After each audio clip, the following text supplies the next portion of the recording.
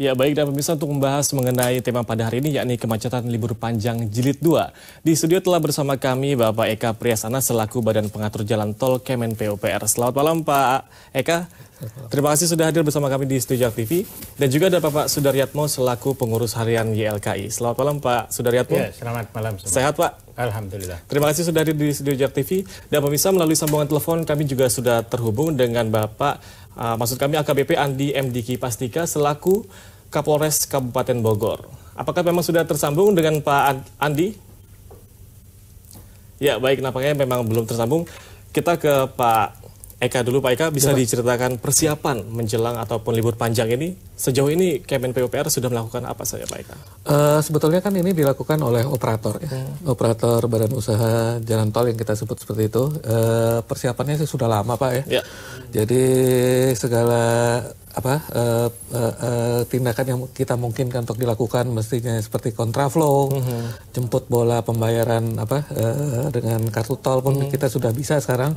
Waktu itu kan ada komplain katanya nggak bisa bayar kalau cash, gitu ya. Sehingga kalau dulu bisa dijemput, cashnya sekarang nggak bisa karena harus pakai reader. Sekarang sudah dilakukan. Terus kemudian persiapan dengan di tempat istirahat, menambah tempat penambahan pengisian top up tol, semua itu sudah kita lakukan. Tapi memang yang perlu diperhatikan pertama adalah bahwa kapasitas terutama Cikampek itu Jakarta Cikampek itu memang sudah over capacity. Semua orang sudah tahu itulah. Seperti sehari-hari pun juga sudah macet. Yang kedua, jalan tol itu hanyalah bagian dari sistem jalan, ya kan. Jadi kalau misalnya kemarin ada komplain misalnya di macet di sekitar Brebes gitu ya, itu ternyata kemacetannya ternyata di Pekalongan gitu. Baik. Di Pekalongan, terus kemudian ada truk kan waktu itu masih dihimbau untuk tidak lewat, jadi ada yang lewat, terus kemudian asnya patah sehingga mogok ya, satu mobil aja itu sudah bikin kemacetan luar biasa karena memang kapasitasnya sudah melebihi. Jadi sebetulnya ini bukan hal yang luar biasa sih karena ada trauma 2015 ya waktu itu ya. Sangat jadi seolah-olah ini sesuatu yang ini, tapi sebetulnya ini sampai saat ini kita memperoleh laporan dari Jasa Marga maupun dari badan usaha yang lain itu pada umumnya jalan tol itu sih nggak ada permasalahan yang khusus gitu sejauh ini. Sejauh gitu ya, ini. Baik. Macet itu karena ada faktor-faktor lain yang di luar kendali badan usaha. Baik, Pak Eka, tahan dulu komentar Anda karena kami sudah terhubung dengan Bapak Andi. Selamat malam Pak Andi. Enggak kan? Biar nggak wudhu lagi. Ya, selamat malam Pak Andi. Malam. Saat ini bisa diceritakan posisi sedang di mana nih Pak? Sedang di jalan tol kah atau di mana nih Pak? Lagi di Pos Gadok, Ciawi. Lagi di Pos Gadok. Baik, saat ini kondisi lalu lintas di Pos Gadok sendiri bagaimana Pak Andi? Ya, alhamdulillah sekarang situasi lalu lintas di jalur puncak relatif lancar, memang agak padat sedikit. Ya. Tapi ini termasuk yang terlenggang dibanding beberapa hari sebelumnya, terutama mulai dari tanggal 23 Desember yang lalu sampai hari ini yang termasuk yang terlenggang. Tadi kita juga melaksanakan one way, baik ke atas maupun yang ke bawah, tapi durasinya tidak lama, rata-rata sekitar sejam. Baik, dan untuk rekayasa lalu lintas sendiri, apakah memang pihak kepolisian sudah memberlakukan hal ini? Ulangin, gimana? Untuk rekayasa lalu lintas Pak Andi, apakah memang Itu sudah dilakukan? Rekayasa lalu lintas itu kan salah satu rekayasa lalu lintas. Melihat kondisi yang tertentu, jadi yang kondisi seperti ini ya kita melakukan rekayasa lalu lintas yang melakukan one way ini, itu salah satu bagian dari rekayasa. Baik, dan Kapolri Jenderal Pol Tito Karnavian mengatakan akan menutup jalur puncak selama 12 jam. Dan apakah nantinya menurut Pak Andi sendiri hal ini akan efektif begitu Pak? Saya kira itu semua sudah melalui evaluasi dari tahun ke tahun. Memang beberapa tahun yang lalu juga sudah dilaksanakan hal tersebut, dan kita hasil evaluasi memang tahun ini juga hotel diadakan juga Car Free Night ini karena kalau tidak dibatasi membludak sekali kendaraan yang akan masuk jalur puncak. Karena nanti akan didominasi oleh kendaraan roda 2 yang ada di puncak. Baik, lalu kira-kira alternatif jalannya akan dialihkan ke arah mana begitu Pak Andi? Ya, kalau alternatif jalan, saya kira kita sudah melakukan sosialisasi dengan masyarakat.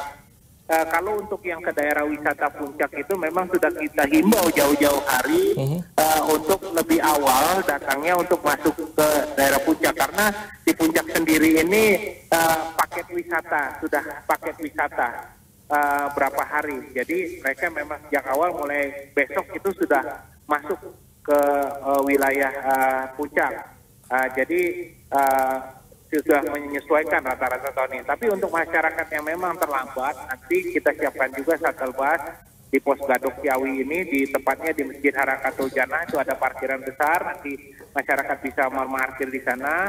Nanti kita siapkan bus shuttle, kita antarkan ke hotel atau villa yang memang nanti di tempat yang dituju. Sedangkan untuk masyarakat sendiri yang lokal rata-rata tidak begitu banyak dan sudah tahu ada jalan khusus mereka biasa yang mereka gunakan, tapi bukan untuk jalanan umum. Sedangkan untuk yang ke Cianjur sudah ada 2 jalur yang memang bagus juga, layak, yaitu dari jalur Bogor Timur, yaitu dari Cibubur, Cilengsi, Jonggol, kemudian Cariu, Sukamakmur, Taman Bunga Cipanas, itu sekitar 86 km, 2 jam 45 menit. Lewat jembatan Cipamiki sudah beroperasional 100%, termasuk juga lewat Ciawi, Sukabumi, Cianjur, itu sekitar 3 jam setengah atau 88 km.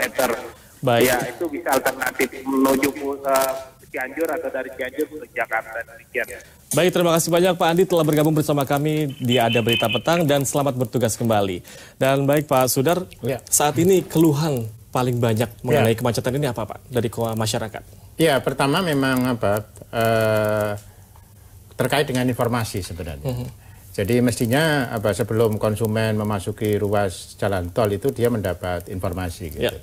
Jadi sebagai gambaran itu kalau di beberapa negara, saya pernah di Seattle, di Washington itu kita bisa melihat kondisi traffic jalan tol itu melalui monitor TV. Jadi kondisi traffic itu dibagi 3, clear, slow sama jam.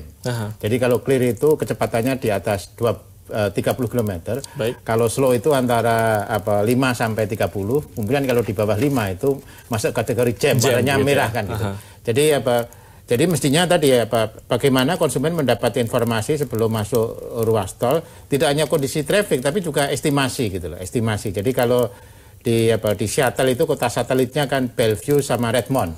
Nah itu ketika kita mau ke Seattle ke Redmond itu sudah ada warnanya kondisi trafficnya, estimasi waktu tempuhnya berapa kan gitu loh. Jadi satu informasi. Kemudian yang kedua dulu itu keluarnya itu di gate pembayaran sebenarnya. Tapi dengan adanya transaksi elektronik itu memang di beberapa titik itu tidak separah musim-musim liburan dan komitmen operator jalan tol akan menggratiskan tol kalau panjang antrian 5 km ini juga menjadi effort untuk memperlancar kondisi gerbang pembayaran di tol gitu. Baik, Pak Eka, terkait dengan informasi kurangnya informasi yang didapat oleh masyarakat ini, tanggapan Anda? Namun tahan dulu Pak Eka karena kita harus jeda sejenak, pemirsa, tetaplah bersama kami di Ada Berita Petang. Ya, terima kasih Anda masih bersama kami di Ada Berita Petang dan kami akan melanjutkan perbincangan mengenai kemacetan libur panjang Jilid 2. Baik Pak Eka, mengenai informasi yang kurang terhadap masyarakat ini, tanggapan Anda Pak Eka? Sebetulnya Jasa Marga sudah punya aplikasi sih untuk mengecek ke jalur-jalur tol dia, jadi tinggal di-download aja. Tapi saya nggak tahu keakuratan, akurat sih pasti akurat, cuman kecepatannya mungkin atau susah dia downloadnya. Itu saya nggak. Tapi boleh dicoba itu. Yang kedua adalah ada VMS, variable message sign kan itu, jadi kita usahakan sebetulnya sudah dalam kriteria SPM kita sudah mensyaratkan bahwa sebelum masuk tol itu harus ada peringatan. Nah itu memang ada di beberapa tempat yang mungkin belum terlaksana sepenuhnya, tapi itu akan. Namun sudah ada itu Pak. Sudah kita di lokasi mana saja itu Pak? Setiap masuk tol, sebelum masuk tol itu kita sebelum itu harus ada VMS. Nah, cuman memang ada beberapa yang belum comply. Nah, itu kita tegur dalam ini. Jadi tapi nantinya akan ada. Tapi ternyata orang tetap masuk tol, Pak. Karena jalur alternatif itu ternyata lebih parah daripada tol. Karena tol orang tahu pasti terkontrol lah. Atau mungkin tol dianggap jalan bebas hambatan begitu ya. Namun nampaknya tetap terhambat begitu. Tetap terhambat. Apakah ini memang ada hubungannya dengan tarif tol, Pak Eka? Kalau tarif tol kita masih murah loh, Pak. Jadi kalau tarif tol yang dikuasai sebagian besar oleh Jasa Marga, tol yang lama itu masih murah. Jadi bahkan ini kalau dilihat per kilometernya itu turun. Ada beberapa yang turun. Jadi misalnya katakan Jagorawi itu per kilometernya itu untuk golongan 1 itu kurang dari Rp200. Baik. Bapak bisa bayangkan bisa nggak bangun jalan? Ya.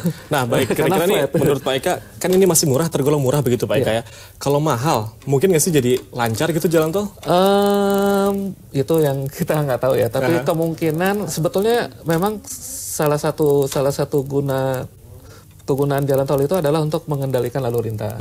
Jadi sebetulnya harusnya ada apa yang kita sebut sebagai variabel road pricing gitu loh. Jadi kalau lagi macet ya kita naikin, kalau lagi murah lagi kosong ya kita murahin. Tergantung permintaan, begitu gitu ya. High demand. Jadi misalnya contoh yang paling buruk adalah jalan tol dalam kota itu murah sekali sehingga orang lewat dalam kota. Sebetulnya kan nggak boleh. Harusnya kita mengurangi beban dalam kota, tapi karena masih murah, berapa sih nggak sampai 10.000 kan? Orang masih lewat dalam kota. Itu yang harusnya kita bikin di situ 50.000. Ya, nah Pak Sudar, ini Pak Eka menyebutkan bahwa di Indonesia relatif lebih murah. Apakah memang dibandingkan dengan negara tetangga, misalkan Malaysia ataupun Singapura, kita memang lebih murah atau bagaimana Pak Sudar? Ya, memang ini sih skema antar negara beda-beda ya. Beda-beda. Jadi tapi secara umum kalau kita bicara tol di Indonesia itu kan komponen yang besar di biaya itu kan biaya konstruksi, pengadaan tanah sama operasional kan. Baik. Gitu. Memang tadi banyak yang mempersoalkan kalau di beberapa negara itu kan kalau biaya investasinya sudah kembali kan menjadi jalan biasa kan. Kalau di Indonesia paling lama kan Jagorawi sudah berapa tahun itu kan tetap tol. Nah ini memang jadi kalau di beberapa negara memang dia merubah menjadi jalan biasa karena pemerintah sanggup membiayai operasional maintenance-nya kan gitu. Betul. Tapi ya tadi ini kondisi masing-masing negara beda-beda juga. Belum lagi juga ada tadi kalau tol jadi non tol kemudian motor lewat ya nggak ada lagi nanti pemakaian jalan yang lebih gampang diatur tadi. Sama ini sebenarnya kalau dari kalau tadi dibandingkan di Malaysia itu memang jadi begini ya Pak, kalau di Malaysia itu begitu pemerintah itu mengizinkan suatu pembangunan jalan tol oleh swasta, nah ini kan salah satu revenue dari swasta itu kan volume traffic kan. Jadi kalau volume traffic itu di bawah business plan, selisihnya itu ditanggung oleh pemerintah kan, ya? Gitu ya. Sehingga ada kepastian bagi investor. Nah, skema itu tidak ada sehingga ya itu tadi ketika jalan-jalan ruas yang estimasi trafficnya itu di bawah bisnis plan itu mengakibatkan tadi kalau dulu kasus Tangerang Merak itu kondisi jalannya itu memang ya tadi untuk maintenance aja udah berat kan gitu. Baik. Karena volume trafficnya tidak sesuai dengan bisnis plan yang ada. Baik, dan Pak Eka, koordinasi apa saja yang sudah dilakukan dengan pihak-pihak terkait seperti kepolisian untuk menangani kemacetan itu ini? Sudah lama sekali Pak. Jadi bahkan setelah selesai Lebaran itu udah langsung rapat koordinasi dengan Korlantas, dengan Perhubungan, BPJT, BPTJ itu sudah kita lakukan terus-menerus bahkan sampai tingkat mungkin kementerian atau kabinet itu juga termasuk ini. Jadi memang sudah dilakukan begitu ya? Dan dalam hal apa saja ini Pak? Terutama ini komando. Jadi komando ini kan selama ini adalah komando di lapangan itu adalah polisi. Jadi polisi lah menetapkan misalnya kontraflow ditutup, dibuka. Kita sih BPJT dan operator jalan tol itu hanya menyediakan fasilitas betul. Fasilitasnya dijamin bisa berjalan baik. Nah tinggal silakan dimanfaatkan, caranya bagaimana kita serahkan kepada polisi dan perhubungan darat karena kita tidak punya wewenang di sana gitu. Mungkin ini terakhir Pak Sudar, solusi apa sih Pak kira-kira kemacetan ini kan memang ibaratnya kondisi memang selalu terjadi setiap tahun ya. Solusi dari Pak Sudar untuk menangani masalah kemacetan ini apa nih Pak? Ya memang ini ya. Ada beberapa case ya. Jadi kalau di Cikampek itu kan secara statistik kan FC rasionya itu memang sudah di atas 1. Jadi mestinya ketika FC rasionya itu sudah 0,8 itu sudah ada pembangunan memperluas kapasitas kan gitu. Memperluas kapasitas. Kalau FC rasionya itu sudah di atas 1 dan tidak menambah kapasitas jalan, satu-satunya ya traffic rekayasa lalu lintas tadi, traffic engineering tadi. Cuma rekayasa lalu lintas juga terbatas juga. Tapi sudah kita sedang 2 proyek di Cikampek sedang kita lakukan. Yang pertama Jakarta Cikampek Elevated dari Cikunir ke Kerawang Barat, satu lagi Jakarta Cikampek Selatan. Baik. Jadi itu mudah-mudahan akan bisa mengurai kemacetan di selesai ya begitu ya. 2019, Pak. Baik, terima kasih banyak Pak Eka dan Pak Sudar telah bergabung bersama kami di Studio Jak TV dan pemirsa.